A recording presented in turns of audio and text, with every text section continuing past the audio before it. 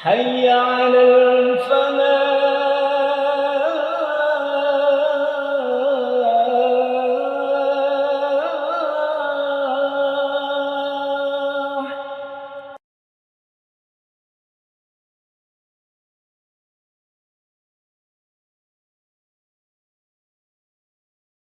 Assalamualaikum warahmatullahi wabarakatuh.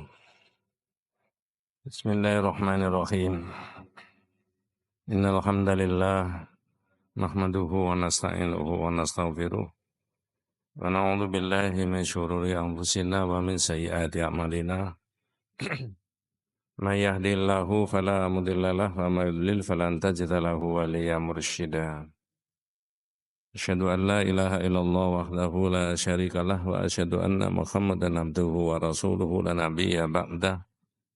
Allahumma sholli ala Muhammad wa ala ali Muhammad kama shallaita ala Ibrahim wa ala ali Ibrahim wa barik ala Muhammad wa ala ali Muhammad kama barakta ala Ibrahim wa ala ali Ibrahim fil alamina innaka Hamidum Majid. Amma ba'du. Ma'asyiral muslimin rahimani wa rahimakumullah, usikum wa nafsi bi taqwallahi faqad faza man ittaqa. Para jamaah yang dirahmati Allah Subhanahu wa taala, kita pernah membahas mengenai Al-Asma'ul Husna, nama-nama Allah yang baik. Berkaitan dengan nama-nama Allah yang baik itu atau Al-Asma'ul Husna, ada kewajiban bagi kita semuanya untuk memelihara terus tentang Al-Asma'ul Husna itu. Dalam hadis sahih Nabi Muhammad sallallahu alaihi wasallam dawuh, inna lillahi tis'an wa tis'ina isman man aqsaha dakhalal jannah. Allah itu memiliki 99 nama. Siapa yang memelihara 99 nama, orang itu dijamin masuk surga. Yang kita bahas bukan berapa jumlah Al-Asma'ul Husna, tapi yang dibahas adalah memelihara dari Al-Asma'ul Husna. Bagaimana kita memeliharanya tentang Al-Asma'ul Husna? Tentu saja sebagai orang yang beriman, kita itu tidak boleh mengingkari terkoneksinya manusia dengan Tuhan, dengan Allah SWT. Dengan bahasa yang sederhana, kalau tadi kita itu dari rumah sampai ke sini, selamat, zahirnya begitu, maka itu kita dipancari oleh Allah berkaitan dengan namanya, yaitu Assalam, yang kita baca setiap sholat. Allahumma antas salam. Kalau saya dan kita semuanya itu masih ada kekuatan, maka kekuatan itu bersumber dari Allah. Maka tangan kita masih bisa mengangkat benda dan barang ini. Namanya Al-Qawiyyu, Allah memberikan kekuatan. Tapi orang mengikhtiarkan supaya dirinya kuat, tangannya kuat, kakinya kuat, boleh. Tapi hakikatnya yang memberikan adalah Allah. Sehingga dalam pakai bahasa yang berbeda lagi, kalau kita ditanya manusia, ditanya teman-teman kita, kok masih kuat? Jawabannya masih diberikan kekuatan oleh Allah. Kok masih hidup? Masih diberi hidup oleh Allah. Kok masih bisa menikmati rezekinya Allah? Alhamdulillah masih diberi rezeki sama Allah. Jadi itu semuanya adalah bukan dirinya sendiri. Diri kita dan dari itu semuanya tidak lepas daripada kekuatannya Allah itu tadi. Kalau ada orang sakit, Pak dokter hanya memeriksa secara biologis. Oh, tangannya kekuatannya sudah dikurangi. Ada saraf-sarafnya yang tidak berfungsi, sehingga mengangkat benda seenteng ini saja tidak bisa. Kalau ada orang, na'udzubillah min dzalik, dalam proses dia perjalanan sampai pada tujuan, lalu selamat. Oh, dia karena dohirnya Ya, zahir yang dilakukan manusia karena dia mengikuti rambu-rambu lalu lintas. Karena kendaraannya masih layak untuk dipakai dan seterusnya. Tapi dalam konteks iman kita itu sumbernya dari Allah. Itulah cara memelihara al-asma'ul husna itu tadi. Tetapi yang dibahas kali ini adalah orang itu sudah memahami itu nikmat itu dari Allah, ada yang mensyukuri, ada yang orang itu faham nikmat dari Allah tapi tidak mensyukurinya. Dalam bentuk apa? Nanti kira-kira 15 menit bagian akhir atau 10 menit bagian akhir dari pembahasan mensyukuri dan mengerti nikmat itu dari Allah, kita membahas ada dalam sebuah hadis yang sahih, orang asalnya cacat, orang itu kemudian dalam kondisi miskin, tiba-tiba diangkat derajatnya oleh Allah menjadi orang itu sehat dan orang itu kaya raya.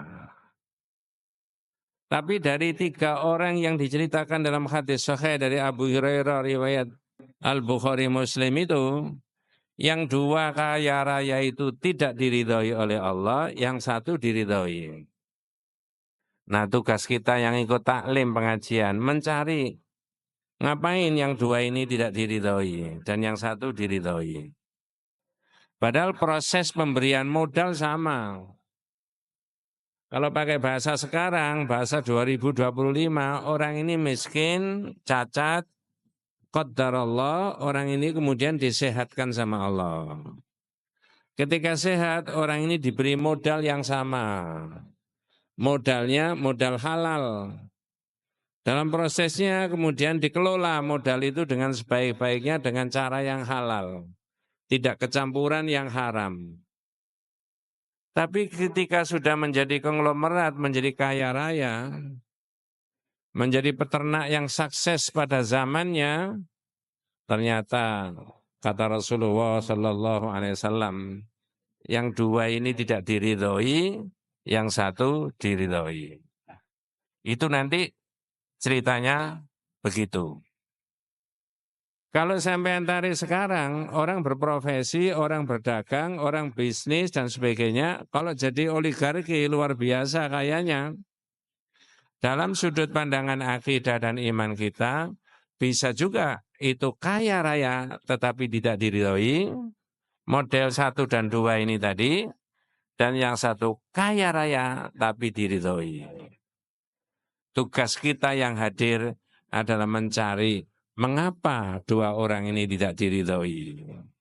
Supaya ada yang bisa dibawa pulang sebagai oleh-oleh kita mendengarkan taklim pengajian ini. Nah, para jamaah sekalian, dimulai dulu dari kita membahas surat Fussilat. Ya, surat Fussilat yaitu surat yang 41 ayat yang ke-50. Adik-adik bisa mengikuti, bisa ikut merespon, membuka surat Fussilat, surat 41 ayat yang ke-50. Bagaimana sebenarnya yang ada kandungan di dalam ayat ini? A'udzu billahi minasyaitonir rajim. Bismillahirrahmanirrahim. Walain anzaqnahu rahmatan minna min ba'di dharra ammasathu layaqulanna hadza li. Wa ma udhunnu sa'ata qa'imatan wa la irji'tu ila rabbi inna li indahu lal husna. Falanunabbi'anna alladhina kafaru bima amilu walanudhiqannahum min adzabin ghalidh. Dan apabila kami berikan nikmat kepada manusia, dia pun berpaling dan menjauhkan diri dengan sombong. Tetapi apabila ditimpa malapetaka, maka dia Bukan. banyak Ayat doa. yang ke surat Fussilat ayat 50. Ayat 50. Dan jika kami berikan kepadanya suatu rahmat dari kami setelah ditimpa kesusahan, Sampai di situ kita bisa memahami. Ayat ini menjelaskan ketika ada orang diberi rahmat, kenikmatan, kebahagiaan, kebaikan dalam konteks duniawi, yang sebelumnya orang ini ditimpa kesusahan, kesulitan, kerepotan. Naudzubillah min dzalik. Ketika sakit menjadi sehat, ketika tidak berpengetahuan menjadi berpengetahuan, ketika tidak berpunya menjadi berpunya, ketika tidak berpengaruh menjadi berpengaruh, ketika tidak punya jabatan menjadi punya jabatan. Maka ayat itu menerangkan wala in adzaqnahu rahmatan min ba'di dharra. Setelah kesulitan itu menimpa orang itu. Bagaimana sikapnya orang itu? Monggo. Pasti dia berkata, ini adalah hakku. Qala orang ini mengatakan layaqulanna hadzali. Nanti yang diutak-atik untuk dibahas itu adalah ucapan hadzali. Hadzali. Ini hakku. Ini sudah pantas. Aku dapat begini nih. Dulu itu repot. Dulu itu masa sulit. Ya. Tapi dia menggunakan kata-kata hadzali. Saya sudah pantas dapat begini. Nanti tolong dikoreksi ini ya. Yang ikut ngaji itu bisa ngoreksi bareng-bareng. Ikut merespon. Ada teks, ada pemikiran, ada logika, ada iman di situ nantinya. Tapi kita mulai dari dulu situ. Yang dibahas hadzali.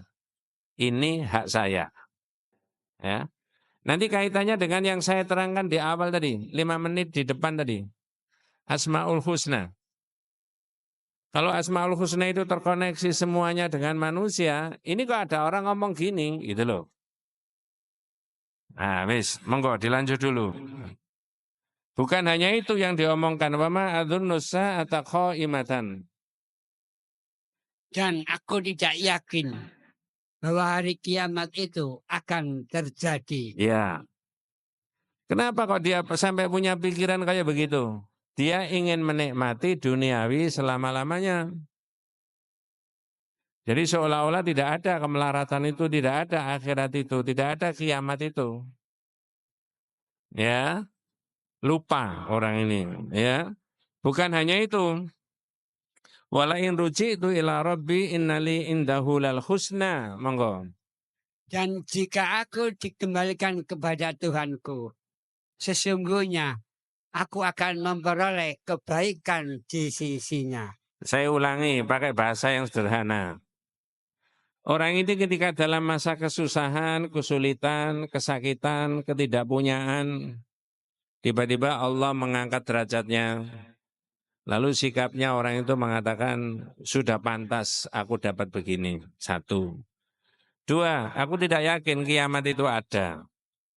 3, andai kata pun aku dikembalikan kepada Tuhan, saya dapat tempat yang baik. Mohon maaf, ini mungkin sama dengan omongan orang di pinggir jalan. Masih muda berfoya-foya, kalau sudah dewasa, raya-raya, mati, masuk surga. Mumpung masih muda, berfoya-foya. Oh, nanti kalau udah dewasa, kaya raya. Kalau mati, masuk surga, Mas. Surga ini sopo, ya. Ini dibahas di tauhid supaya kita itu faham tentang kekuasaan Allah yang tidak bisa diputus oleh manusia. Ucapan itu tadi. Nah, sekarang tak sebutkan tafsirannya. Ada banyak ahli tafsir yang menilai orang yang mengatakan titik tekannya pada hadzali. Saya ulangi, adik-adik sekalian pakai bahasa yang sederhana. Orang ini dari kesulitan, dari kerepotan, dari tidak punya jabatan dan sebagainya, tiba-tiba diangkat sama Allah. Lalu pikirannya seperti yang ada di dalam ayat itu. Saya sudah sudah pantas dapat begini. Kata Mujahid, salah seorang ahli tafsir, maknanya begini. hadza bi'amali wa ana mahkukun bihi. Maksudnya ini dengan upayaku. Saya begini ini bisa menjadi naik ekonomi saya, bisa sehat itu karena upaya saya. Aku sudah berhak atas ini. Hadza bi'amali wa ana mahkukun bihi. Ini adalah berkat upayaku dan aku berhak atasnya. Ibnu Abbas memberikan penafsiran yang berbeda lagi. Yuridu min indi, kata Ibnu Abbas, mengikuti yang dariku, mengikuti kehendakku. Kenikmatanku mengikuti aku. Rezekiku mengikuti aku, keinginanku. Ya. Dua yang sudah disebutkan itu berarti orang itu tentang mengagungkan dirinya sendiri. Bukan lagi mengagungkan apa? Allah. Coba tak potong dulu. Nanti balik ke sini. Mudah-mudahan kita semuanya dimudahkan oleh Allah meraih rezekinya Allah SWT. Ada anak muda bisnis. Bisnis ini sukses. Merambah di bisnis yang lain lagi, sukses lagi. Ada merambah di bisnis yang lain lagi, sukses lagi. Usianya masih relatif muda, belum 40, tapi sudah punya 3 unit bisnis. Kategorisasinya menengah, bagus. Bisa beli ini, beli itu, dan sebagainya, investasinya semakin tahun semakin banyak. Orang tuanya ditanya sama temannya, pakai bahasa kita, Pak, itu putranya Bapak itu sukses ya, belum 40 sudah bisa bisnis ini, bisnis ini, bisnis ini. Nah kira-kira, jawaban orang tuanya apakah A atau B? A misalkan, oh memang anak saya itu mulai kecil pinter cari duit. A. B, oh anak saya yang nomor itu tadi dimudahkan meraih rezekinya Allah. Kira-kira masyarakat pada umumnya itu jawabnya A apa B? A. Kalau sampean? Enggak, yang jujur. Kok bisa B? Kalau apa bedanya? Kalau orang itu anak itu memang pinter cari duit. Yang diagung-agungkan siapa? Otaknya, keterampilannya, kecerdasannya, kepandaiannya berkomunikasi. Bukan lagi siapa? Allah. Tapi kalau jawabannya, oh anak itu dimudahkan oleh Allah untuk meraih rezekinya. Berarti yang diagungkan siapa? Allah. Lah menurut iman kita, mestinya siapa yang diagungkan itu? Anak itu, manusia itu, yang diciptakan Allah itu, apakah Allah yang menciptakan? Tentu saja Allah. Dalam iman kita di situ. Nah ini kan orang tadi mengatakan hadza bi'amali wa ana mahkukun bihi. Ini hasil kerja saya. Kalau di tauhid tidak masuk. Dirinya sendiri yang diakukan. Kalau dalam konteks ilustrasi saya tadi, anak itu sendiri yang diagungkan, bukan lagi Allah. Nah, ya. Coba saya tanya. Dalam cerita di Quran, bukan cerita dalam arti fiktif ya. Itu kisah yang sebenarnya. Ada seorang konglomerat oligarki luar biasa kayanya. Temannya Fir'aun, Pak Fir'aun. Namanya? Fir'aun. Kaya luar biasa. Diceritakan dalam Al-Quran. Ketika ditanya, kok bisa kaya? Apa jawabnya? Usahaku ini. Pakai bahasa Quran, innama utituhu ala ilmin indi. Ini karena kepintaran saya. Kira-kira orang sekarang itu, walaupun korun tadi memang dohirnya bekerja, dia dapat maisha, dapat kekayaan. Dalam sudut pandangan iman kita, tidak boleh dia itu kemudian mengakui karena kepintarannya dia. Karena kepintarannya dia itu juga yang memberikan siapa? Allah. Keterampilannya dia itu juga yang memberikan itu Allah.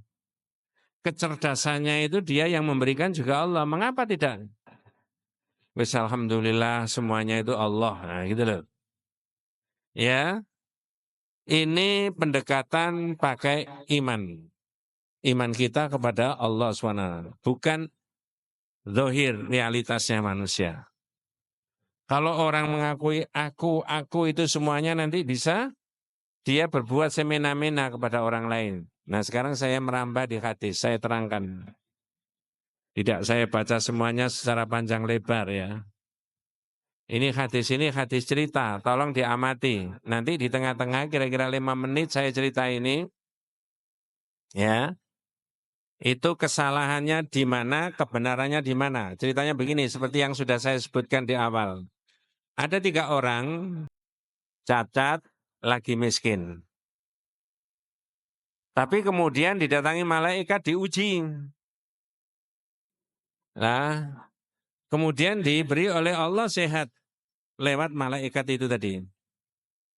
Nanti urut-urutannya sama, 1, 2, 3. Jangan ikut mengikuti ini ya. Yang satu orang itu adalah orang yang kena penyakit abros. Saya sebut aja dalam bahasa kita itu kulitnya rusak semuanya, lepra. Yang 2 akrok, di kepalanya tidak ada rambutnya dan ada benjolan, ada nanahnya, kotor semuanya. Orang jadi jijik. Yang 3 akma, buta. Orang cacat lagi miskin. Hadis sahih riwayat Bukhari Muslim. Saya bacakan kalem-kalem. Nanti tugas panjenengan kira-kira ya 5-7 menit. Ketika orang ini ditanya sama malaikat, itu kira-kira jawabannya yang bedanya di mana itu loh. Antara 2 orang yang tidak diridhoi tadi dengan 1 orang yang diridhoi. Gampang sebenarnya. Hadisnya begini, inna thalathatan min bani Israel abras aqra wa a'ma. Zaman dulu kata Nabi, ada orang di Bani Israel itu kondisinya dia sakit. 1 sakit lepra, yang 2 berkepala botak, tidak ada rambutnya, dan kotor semuanya, yang 1 akma, buta. Fa'aradallahu ayyabtaliyahum faba'atha ilaihim malakan. Ketiga-tiga orang itu diuji sama Allah. Dengan cara Allah mengirim malaikat. Fa'atal abros, lalu orang itu datang kepada orang yang kena penyakit lepra, yang pertama. Nah ini, dengan kita ini. Faqala, malaikatnya tanya begini. 3 orang nanti didatangi, pertanyaannya sama, tapi bisa beda jawabannya. Bedanya di mana? Itu tugas kita. Ayyu syai'in ahabbu ilaik. Pak, sampean ini miskin, cacat, keadaan begini ini, yang lebih sampean sukai itu apa? Orang pertama tadi jawab, launun hasanun wa jildun hasanun. Saya kepengen ini kulit yang bagus dan rupa saya yang bagus. Orang-orang itu tidak jijik melihat saya. Ini malaikat yang mendatangi. Famasakhahu fadhaba anhu qadarahu. Lalu diusap sama malaikat, lalu orang itu sembuh seketika. Jangan ditanya, ini adalah Allah yang ngutus, ya. Bagaimana proses kesembuhannya bukan urusan kita. Fa'utiya launan khasanan wa jildan khasanan. Orang pertama sudah diberi oleh Allah rupa yang indah, yang bagus, kulit yang halus. Orang ini ditanya lagi sama malaikat. Ayyul mal ahabbu ilaika. Sampean kepengen apa? Modal. Nah ini yang saya katakan tadi. Al-ibil. Unta. Ya. Kemudian fa'utiya naqatan usyara. Lalu orang ini diberi unta. Ada bonusnya mas. Oleh malaikat didoakan. Barakallahu laka fiha. Pak, mudah-mudahan ini modal sampean diberi barokah sama Allah. Dibawa pulang. Sekarang orang kedua. Yang kena penyakit apa tadi? Botak. Fa'atal aqra' faqala. Orang kedua, orang yang kena penyakit buta, tidak ada rambutnya, kotor semuanya. Ditanya sama malaikat. Jangan lupa tugas kita tadi mencari apa jawabannya yang benar dan apa jawabannya yang salah. Orang kedua ditanya, ayyu syai'in ahabbu ilaik? Sampean ini miskin Pak, cacat, kotor semuanya, orang jijik. Orang ini jawab, sya'run hasanun. Ya, saya kepingin rambut yang bagus. Dan orang-orang itu tidak jijik kepada saya. Famasahahu, lalu diusap sama malaikat. Fadhahaba anhu qadarahu. Lalu kotornya tadi hilang semuanya. Fa'utiya sya'ran hasanan. Lalu orang itu diberi rambut yang indah, yang bagus. Lalu orang itu ditanya, karena dia sudah sehat, seperti temannya yang pertama tadi, ayyul mal ahabbu ilaika? Kalau begitu sampai ini kepingin modal apa? Kata hadis ini jawabnya al-baqar, yaitu sapi. Fa'utiya baqaratan hamilan, lalu diberi seekor sapi yang bunting plus bonus doa sama dengan orang pertama. Barakallahu laka fiha. Mudah-mudahan diberi barokah sama Allah. Sekarang tinggal orang yang keberapa? Ketiga. Kemudian fa'atal a'ma. Lalu malaikat itu mendatangi orang yang buta. Pertanyaannya persis sama dengan yang pertama dan yang kedua. Ayyul mal ahabbu ilaik? Ayyu syai'in ahabbu ilaik? Pak, sampean ini buta, sampean ini kepengen apa? Jawabannya, ayyarudallahu ilayya basari fa'ubsiru bihin nas. Saya kepengen Allah mengembalikan penglihatan saya, lalu saya bisa melihat. Sampai di situ, adik-adik para jamaah, saya tanya, apakah sampean merasakan ada perbedaan jawaban antara orang pertama, kedua, dan orang ketiga? Saya ulangi, apakah ada merasa perbedaan antara jawaban orang pertama, kedua, dan orang ketiga? Ya. Apa bedanya? Iya, orang pertama yang kedua itu tanpa menyebut nama Allah. Dia hanya mengatakan ayyu syai'in ahabbu ilaik. Ditanya malaikat, sampean kepengen apa? Orang pertama jawabnya launun hasanun wa jildun hasanun. Saya kepengen rupa yang bagus, kulit yang indah. Orang kedua sya'run hasanun, rambut yang bagus.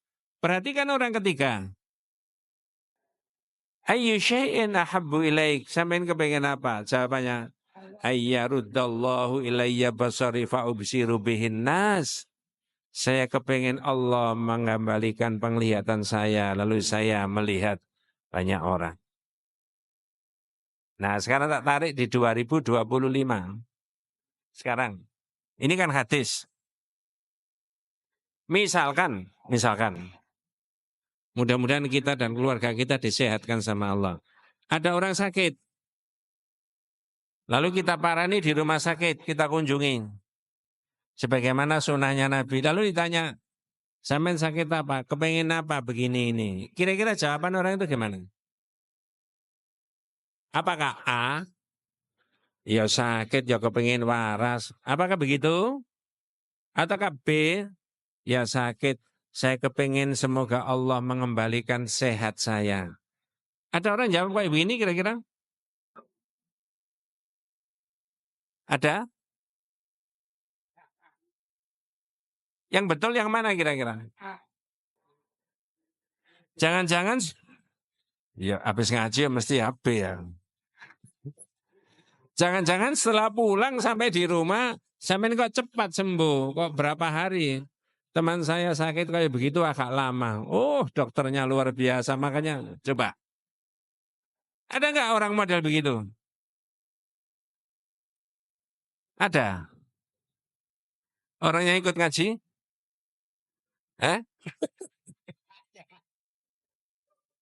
Ini serius mas. Katanya kita ini suruh memelihara Asmaul Husna. Ar-Razzaq ya Allah yang memberikan rezeki. As-salam Allah yang memberikan keselamatan. Asy-syafi Allah yang memberi sehat. Obat Pak Dokter dan sebagainya, diet itu wasilah saja. Entah berapa kali saya ngomong di masjid ini.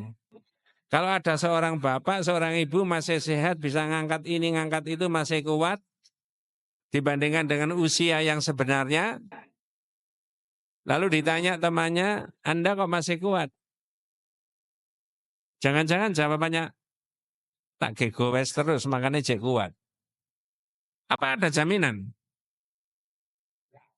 Banyak nggak orang gowes di tengah-tengah gowes kemudian tengah-tengah kemudian naudzubillah min dzalik meninggal? Mengapa tidak Allah? Alhamdulillah Allah masih memberi sehat. Tapi jangan kemudian duduk termenung seenaknya supaya Allah memberi sehat. Tidak begitu. Di tauhid itu ada qadari, ada syar'i. Qadarinya itu ikhtiar, syar'inya itu berdoa sama Allah. Saya 71 umur saya hari ini, bulan ini ya, bulan depan. Saya harus melakukan sesuai dengan syariat. Apa? Qadari. Makan, minum, istirahat, ya, olahraga, pikiran yang jernih, husnudzon sama Allah dilakukan. Ini namanya qadariyun ma'lumun. Saya harus selalu minta sama Allah beri kekuatan umur yang panjang, yang barokah. Itu namanya syar'i. Apa hasilnya? Tidak tahu. Nanti kalau diberi Allah umur panjang dari 71 sampai 81, yang saya agungkan Allah. Jangan meniru saya, tapi saya meniru panduannya di hadis ini. Saya tidak layak untuk ditiru. Ini loh, jadi jawabannya saja beda. Dua orang itu adalah tidak menyebut nama Allah sama sekali, tetapi yang satu adalah menyebut nama Allah. Ketiga-tiganya orang yang terakhir tadi, yang belum dibahas, ayyul mal ahabbu ilaika. Sampai kalau sudah sehat ini kepengen apa? Dulu tidak bisa melihat, buta, sekarang buta.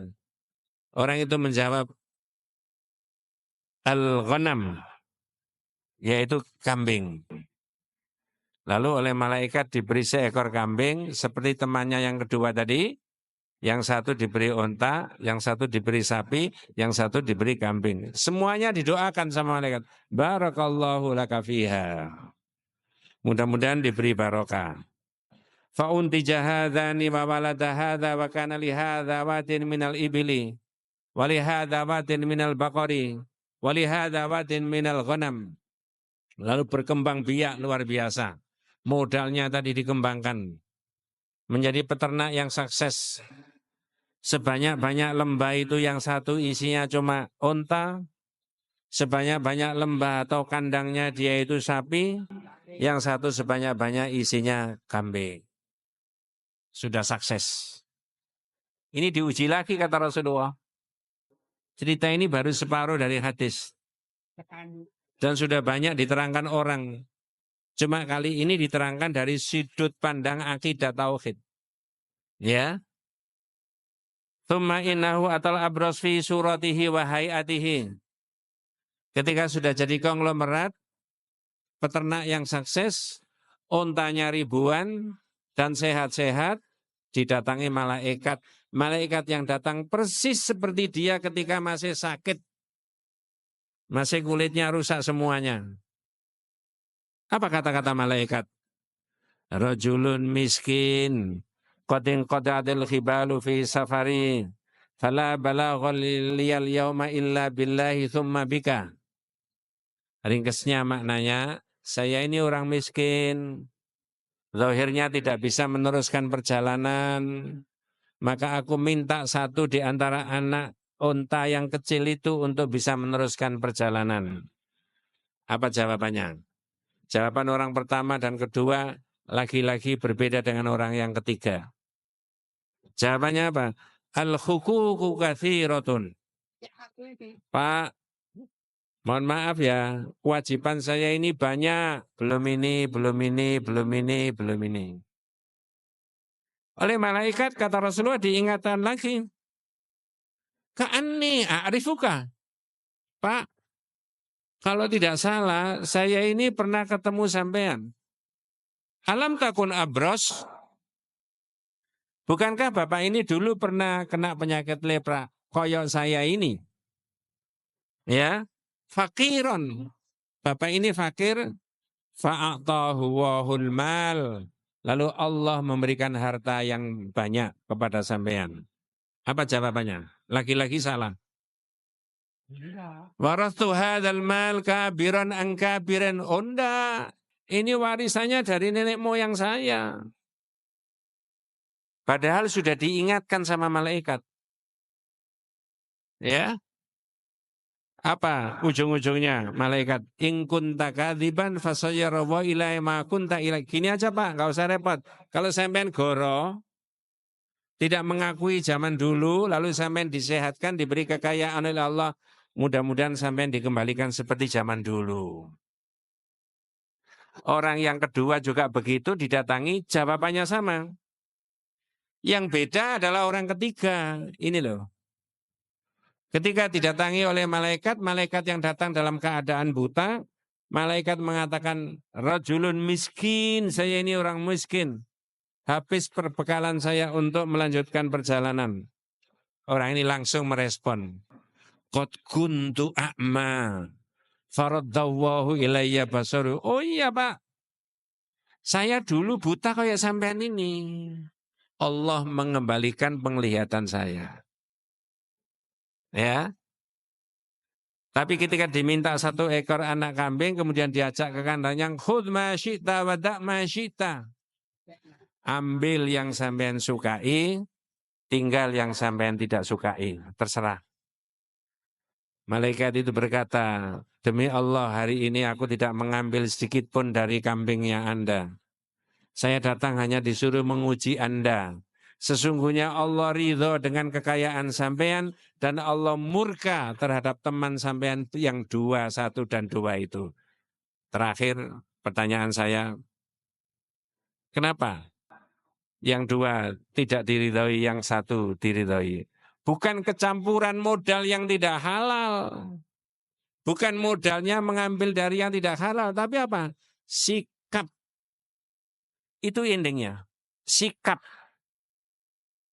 Dia seolah-olah dirinya sendiri. Tidak terkoneksi dengan Allah Subhanahu wa taala. Dari sisi jawaban aja berbeda antara 2 orang, yang pertama kedua dengan orang yang ketiga. Wallahu a'lam. Nanti kita lanjutkan dalam bahasan-bahasan yang berbeda. Ada 67 judul dan saya sudah menerangkan sekitar 48 judul dari 1 kitab itu. Mudah-mudahan Allah memberikan rahmat barokah hidayah kepada kita semuanya. Hadanallahu wa iyyakum ajmain. Kita tutup dengan doa kafaratul majlis. Subhanakallahumma wa bihamdika asyhadu an la ilaha illa anta astaghfiruka wa atubu ilaik. Assalamualaikum warahmatullahi wabarakatuh.